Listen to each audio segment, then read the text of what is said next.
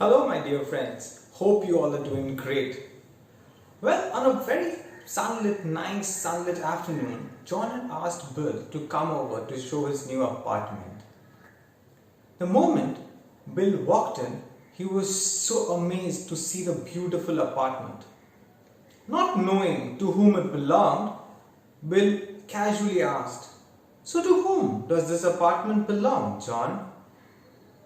And even before John could just reply, an inner voice struck him. An answer propped up. An answer just came up saying it belonged to the bank. Struck by this thought, John just looked around. He looked around his own beautiful apartment that he has, and he just realized that most of the things that he had in and around him in his beautiful apartment belonged to the bank. His beautiful phone was on an EMI of 12 months. His large screen TV adorning the wall of his living space was on a 24-month EMI. Even some of the furnitures that he had bought were actually yet to be his. Thinking on, the beautiful sedan that he has parked in his garage also was for the bank to own for the next 7 years at least. To say the least, his own house wasn't his. At least for the next 20 years, he had to work on for it. This thought left him aghast. He has it all. Or does he really do? Are these really utilities or are they burdens that he is accumulating on him? Let's think within. Let's ponder how we are structuring our lives in and around us today. Let's think how an earlier generation accumulated all that they had. How did they build their houses? They had all the things that they needed for their inner peace, their existence, their living. Was it all borrowed? Or wasn't there a life at all?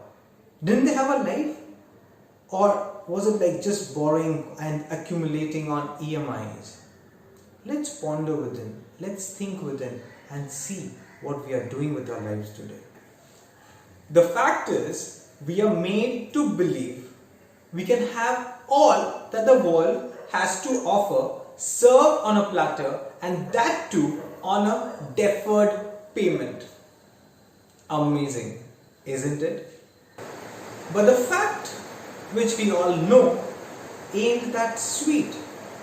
In reality, we are being chained into these shackles. A person really doesn't know whether his job would be there tomorrow or whether his business would survive the next turmoil. But these shackles are being chained upon him for the next 15 or 20 or even maybe the next 30 years for his new luxurious house. This habit of EMIs is actually a psychological one, which we all dive into unaware what impact it's going to have on us. Actually, these EMIs make us spend far more than what we can actually afford to. Think over. Ain't buying a simple TV or a simple mobile phone out of your own pocket much better than buying such an expensive one for which you might have to pay an EMI for the next year or two maybe? The same holds good for your homes. Why to take that burden of a huge EMI for buying that ultra luxurious high-rise apartment when you can stay on? Or maybe buy a simpler home out of your own funds as and when you accumulate them?